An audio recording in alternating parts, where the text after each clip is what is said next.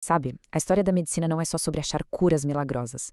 Muitas vezes é sobre encontrar curas melhores, remédios mais seguros, mais eficazes, mais inteligentes.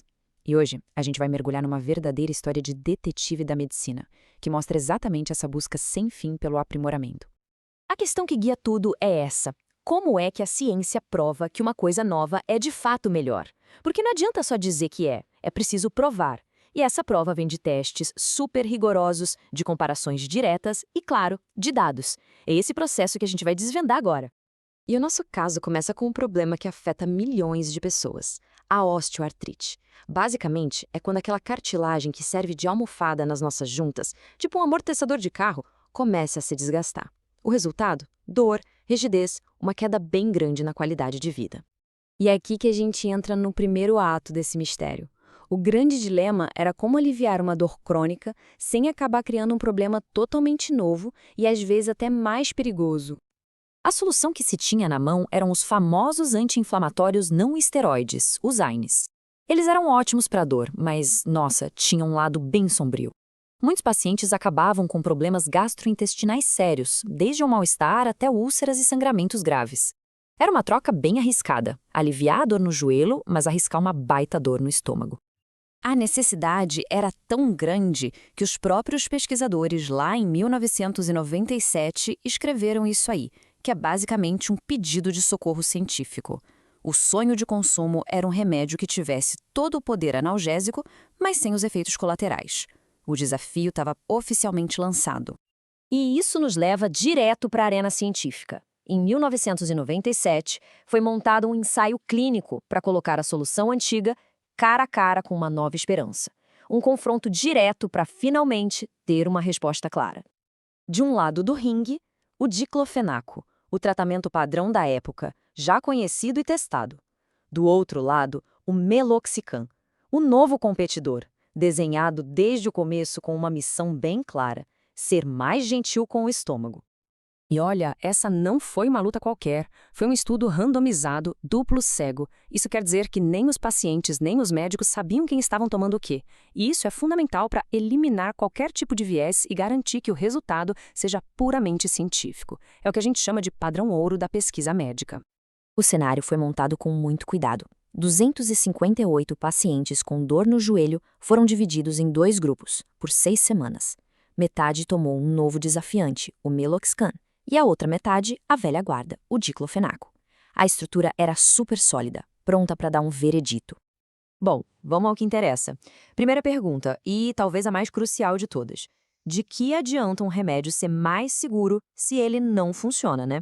Então a questão era bem direta. O novo desafiante era tão bom quanto o campeão para aliviar a dor? E a resposta foi um sim bem grande. Os dois foram super eficazes. Na verdade, o meloxicam até mostrou uma leve tendência a ser um pouquinho melhor, mas essa diferença não foi grande o suficiente para ser considerada conclusiva. O ponto principal é: o primeiro desafio foi superado. O remédio novo era, no mínimo, tão bom quanto o antigo. Mas ok, a gente já viu que ele funcionava. Só que isso era só metade da história. Agora a gente vai para o ponto que realmente importava. A razão pela qual esse remédio foi criado em primeiro lugar. Era tudo sobre segurança. E aqui chegamos na pergunta de US$ 1 milhão. Já que ele provou seu valor contra a dor, será que o meloxicam conseguiria cumprir sua maior promessa? Ser uma opção mais segura para quem dependia desses medicamentos? E os números aqui no gráfico, olha, eles falam por si. Com o remédio antigo, o diclofenaco, mais de 1 em cada 4 pacientes, ou seja, mais 26%, teve problemas gastrointestinais. Já com o novo, o meloxicam, esse número caiu para menos de 17%. Isso não é uma diferença pequena, não.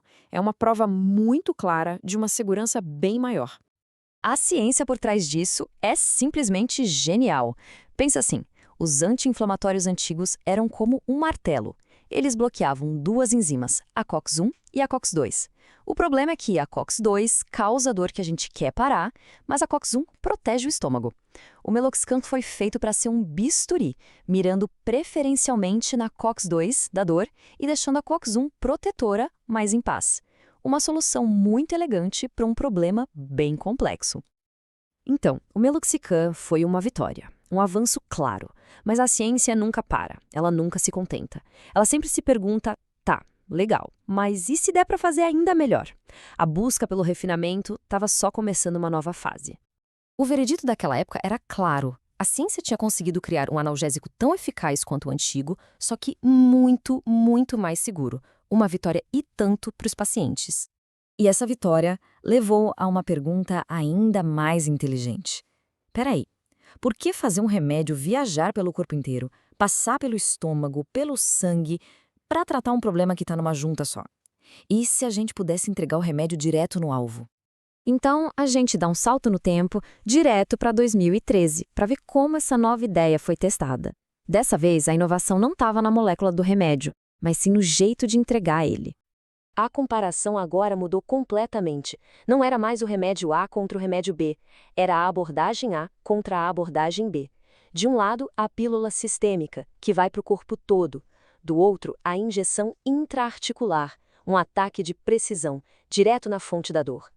Para testar essa nova abordagem, a pesquisa usou um modelo animal, induzindo osteoartrite nos joelhos de coelhos. Isso permitiu uma comparação super controlada e direta. A pílula de um lado, a injeção direcionada do outro e observar os efeitos ali no próprio tecido da articulação. E os resultados foram impressionantes. A injeção direta funcionou tão bem quanto a pílula para reparar a junta e controlar a inflamação. A conclusão foi um marco, porque mostrou que era possível ter todos os benefícios do tratamento no local, mas sem expor o resto do corpo ao remédio. Um tratamento muito mais inteligente e focado. E isso amarra toda a nossa história. De um anti-inflamatório que agia em tudo para um mais seletivo. De uma pílula que viaja pelo corpo todo para uma injeção direto no alvo. A jornada é sempre a mesma: maximizar a cura e minimizar os danos. É o refinamento em ação. E essa história toda deixa a gente com uma pergunta para pensar. Se um analgésico tão comum passou por essa evolução incrível, o que mais que a gente tem na prateleira de remédios hoje está só esperando pelo seu próximo grande salto? Porque a busca por algo melhor, essa nunca para.